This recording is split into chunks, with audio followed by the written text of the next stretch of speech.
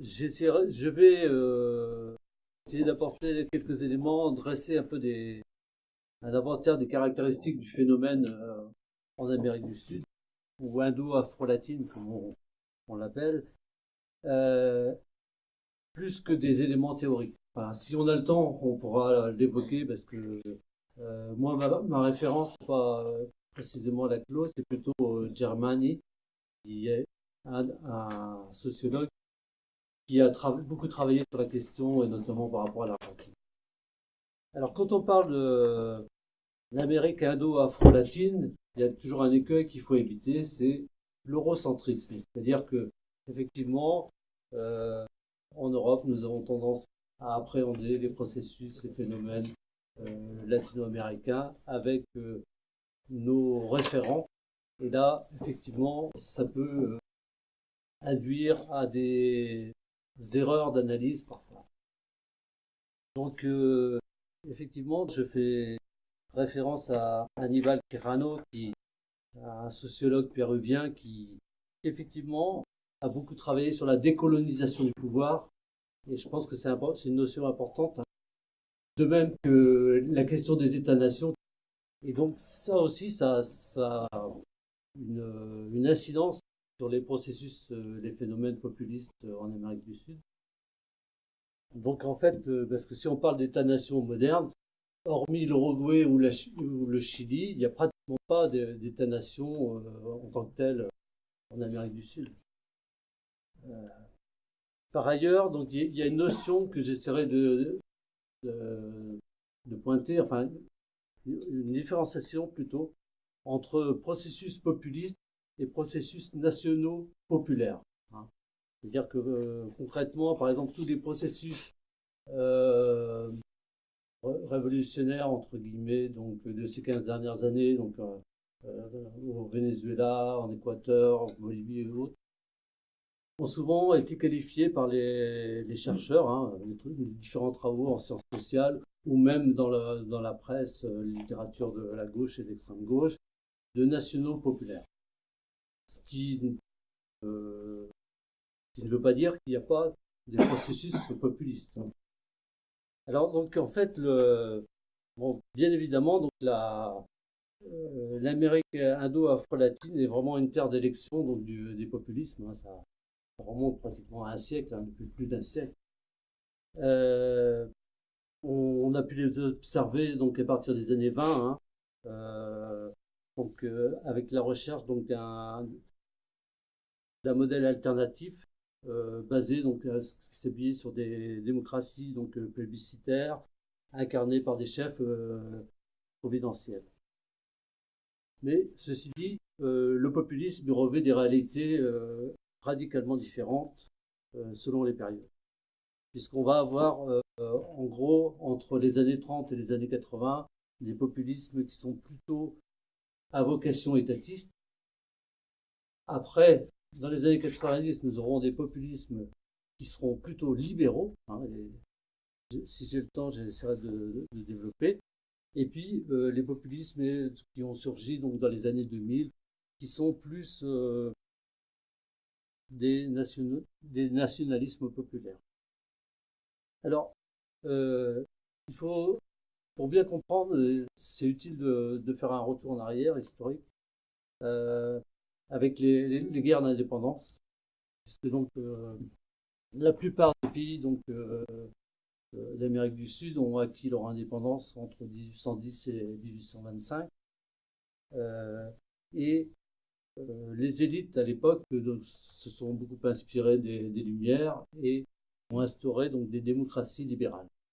Mais des démocraties libérales qui étaient quand même des formes de confiscation du pouvoir, c'est-à-dire que il n'y avait pas, les peuples n'étaient absolument pas associés. Et la configuration la plus classique que l'on retrouve, c'est un bipartisme entre des partis conservateurs qui défendaient les intérêts des oligarchies terriennes, et puis les libéraux qui défendent les intérêts plus des citadins, des intérêts commerciaux. Donc ça c'est ce bipartisme, on le retrouve dans la plupart des pays, hein, y compris y compris en Uruguay, avec le parti Blanco et le parti Colorado. Et donc, il y a, par rapport à cette situation, donc, où il y a une confiscation un peu du pouvoir, ou tout au moins les peuples ne se reconnaissent pas dans cette représentation, euh, il y a donc des caudillos, hein, qui vont mener des luttes pour essayer de bousculer un peu ces processus. Autre élément qu'il faut prendre en compte aussi, c'est la question de les soulèvements donc à domination indienne, et qui vont aboutir à des doctrines indigénistes donc au XXe siècle. Alors des leaders, on en a vu, hein. Il y en a eu par exemple, donc il y a eu beaucoup de soulèvements indigènes donc au XIXe siècle. Et puis on a vu aussi le rôle donc au moment de la révolution, dans la révolution mexicaine, avec Zapata. Et puis il va y avoir toute une théorisation à partir de 1920, donc notamment au Pérou avec l'APRA, et qui est en fait euh, ces populations ne se reconnaissent pas dans le prolétariat naissant, et il s'agit un peu d'essayer de restaurer donc les vieilles communautés précolombiennes. Et donc ça, on a pu voir le prolongement d'une certaine manière avec la Bolivie. On n'aurait pas le temps de rentrer dans les détails, de comparer la révolution bolivienne des années 50 avec ce qui se passe aujourd'hui, mais bon, ce serait intéressant. Donc la question nationaliste aussi va s'intensifier et va jouer un rôle important euh, dans l'entre-deux-guerres, puisque donc effectivement il y a un peu une ouverture euh, des économies latino-américaines au marché mondial, donc notamment avec la fourniture des matières premières. Et donc ça a des conséquences, hein, sur économiques et pour dans les modes d'exploitation et autres. Et à partir donc des années 30, donc, il y a des leaders ovationnés par des millions de compatriotes qui apparaissent. Et il y a aussi influencé aussi par les idéologies fascistes, hein, c'est-à-dire que donc, si on prend donc Perón ou Vargas, donc Perón était très admirateur donc du nazisme. Vargas était très admirateur de Mussolini. Bon. On va avoir donc tout un tas de succession donc de leaders donc qui vont apparaître en s'inspirant effectivement des phénomènes donc dictatoriaux ou fascistes. Par exemple, donc on a eu aussi par exemple le cas par exemple en Colombie, Gaëtan qui se présentait, qui disait je ne suis pas un homme, je suis le peuple. Et donc Gaëtan en fait il s'inspirait clairement de la rhétorique de Mussolini, et en fait donc il considérait qu'il ne devait s'adresser qu'au peuple, qu'aux pauvres pardon. Et donc bon, il a été assassiné, tout ça, mais c'est quelqu'un qui est resté très dans la conscience collective, qui est resté quelqu'un de très important, et y compris aujourd'hui, il y a encore des références à Gaëtan, alors qu'il n'a jamais accédé au pouvoir, hein. Il a été assassiné au moment où il allait être élu. Donc en fait, les différents leaders charismatiques qui ont émergé donc dans les années 30 aux années 60-70, donc ils cherchaient donc à intégrer les secteurs populaires et globalement donc à encadrer donc tout le mouvement social. Bon, et donc ça s'appuyait, c'est des formes de manipulation des masses en fait, hein, en utilisant la démagogie, la répression des adversaires, la restriction des libertés de la presse, et en fait en faisant aussi appel à l'unité nationale. L'unité nationale, c'est-à-dire que effectivement, par rapport au modèle de domination de l'empire, le poids des États-Unis, donc sur les différents pays d'Amérique du Sud. Et donc il s'agissait donc en réaction, d'éveiller donc l'orgueil national. Si on prend ce qui s'est passé donc au Brésil et en Argentine avec Vargas et Perón, il y a eu donc effectivement des changements extrêmement importants, des mobilisations extrêmement importantes, des processus également de politisation, hein, très, très forts de ceux d'en bas, hein, du peuple, avec quand même des critères très discriminants, c'est-à-dire qu'il s'agissait de s'adresser principalement au mouvement ouvrier, hein, et sans remettre en cause le modèle de domination de terrien, c'est-à-dire donc à l'encontre des paysans qui restaient dans leurs conditions d'exploitation très marquées. Ce serait intéressant de voir en détail un peu tous les processus donc brésiliens et argentins, mais je ne vais pas avoir le temps. Je pense que vous connaissez donc, les avancées au niveau social, les conventions collectives, les congés payés, mais aussi les restrictions au niveau de la presse, la répression des mouvements des syndicats sous obédience communiste. Donc c'est des rapports différents selon entre l'Argentine et le Brésil, avec entre les le dirigeant et les bourgeoisies terriennes, hein, puisque donc effectivement au Brésil, Vargas avait un lien très fort avec les oligarchies, avec les caciques dans les différents États, alors que Perón il va y avoir une rupture en fait au niveau des liens avec les bourgeoisies, on va dire agraires. Donc, ce qu'on peut dire, c'est que globalement, donc des années 30 aux années 80, donc il y a un populisme étatiste, hein, donc j'y reviens, c'est-à-dire avec un modèle de développement économique centré sur un marché interne et où l'État joue un rôle extrêmement important. Et dans les années 90, on va avoir un populisme qui va jouer exactement l'inverse, le rôle inverse. C'est-à-dire que donc qui va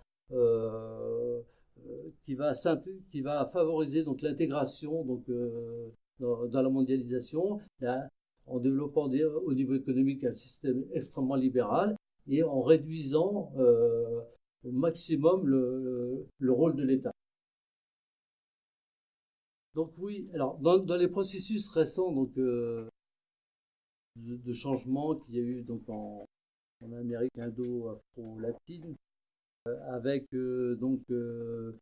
l'élection ça a commencé avec Chavez, hein, qui a pris ses fonctions en 99.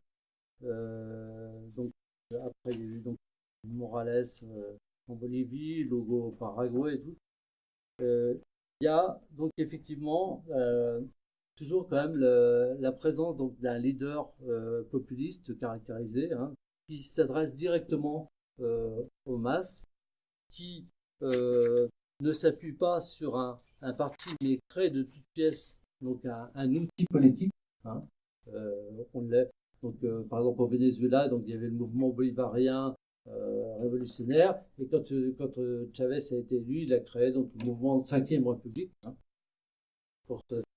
ça peut et donc Correa, donc en Équateur, a créé Alianza País, hein, donc ce sont des outils politiques où il n'y a absolument pas de délibération, de fonctionnement démocratique, hein, c'est-à-dire que ce sont effectivement des outils politiques au service du leader. Dans le cas bolivien, c'est un peu différent puisque le MAS donc, avait été créé 8 ans avant l'élection de Morales, et il a été constitué en fait à partir de 5 fédérations de paysans, d'Indiens des différentes régions de Bolivie. Pas tout à fait le même processus. Mais on retrouve quand même le trait du leader indien, donc tel que ça a été un peu théorisé quand même au début du XXe siècle, hein, auquel j'ai fait référence tout à l'heure. Donc, ce qu'on s'aperçoit, c'est que, en fait, les leaders s'appuient sur des attentes, des rêves, des frustrations, euh, la, et donc renforcent un peu une polarisation donc, dans la société. Alors, quand on. euh, les frustrations, par exemple, c'est que généralement les peuples en Amérique du Sud n'ont pas eu l'impression d'être représentés, hein. C'est-à-dire qu'il y a aussi l'assimilation des classes dirigeantes à la bourgeoisie internationale. C'est-à-dire que, effectivement, des bourgeoisies qui ne défendent pas les intérêts nationaux. Et par ailleurs, donc les processus populistes ou nationaux populaires, ils ont prospéré aussi sur l'affaiblissement du mouvement ouvrier, hein. Tout à l'heure dans le débat, il y avait la question de sur en quoi enfin, comment les processus populistes prospèrent, mais la question de l'affaiblissement des partis, l'affaiblissement du mouvement ouvrier, l'affaiblissement des partis aussi, hein, qui ne sont plus donc des partis qui ne sont plus des lieux d'élaboration programmatique, mais qui sont simplement des machines électorales. Alors, euh, autre caractéristique donc, dans la manière de diriger, mais ça, vous allez voir que ça peut faire référence aussi à ce qu'on peut observer actuellement en France. Donc il y a renforcement des exécutifs, des constitutions qui accordent des pouvoirs importants, une manière de gouverner par décret-loi, hein. Je rappelle par exemple que Chavez, en 99, il a adopté 49 lois par décret, hein. Il a commencé comme ça, c'est-à-dire en passant donc outre la question du débat parlementaire. Et donc volonté des gouvernants d'établir un rapport direct avec la population, donc et une certaine forme de mépris vis-à-vis des chambres délibératives. Alors,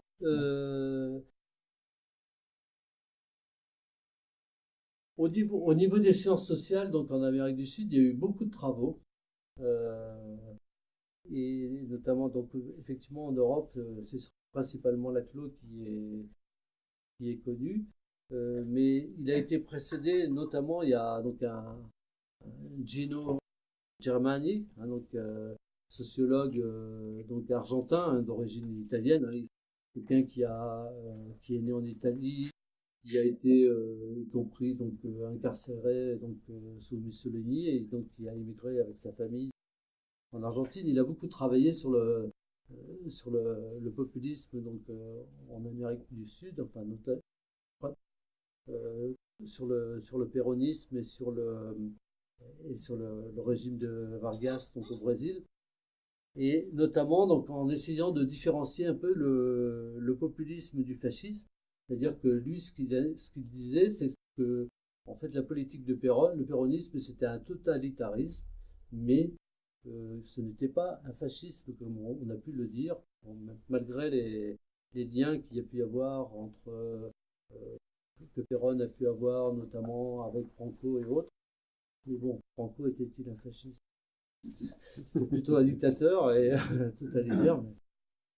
Et donc, lui, ce qu'il a défendu, c'est que le terme de dictature est plus adapté donc, pour caractériser donc, le péronisme.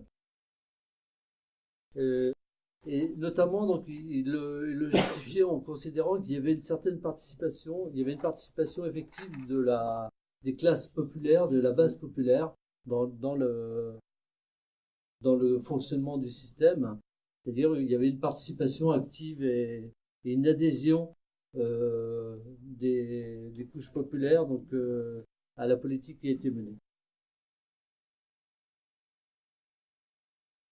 Et donc Germany a également donc, un peu conceptualisé, théorisé donc la notion de révolution nationale populaire, hein, donc qui a été reprise bien après donc dans les travaux en sciences sociales en Amérique du Sud.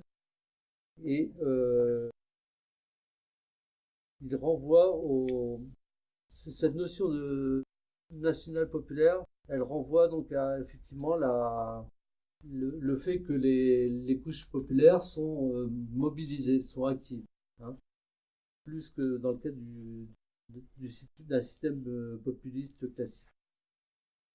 Donc en fait, ce qu'on peut dire, c'est que le populisme en Amérique du Sud, il a eu un double visage, hein, c'est-à-dire à la fois de gauche et de droite, à la fois donc un interventionnisme très fort de l'État et, euh, et de l'autre côté donc une déréglementation totale.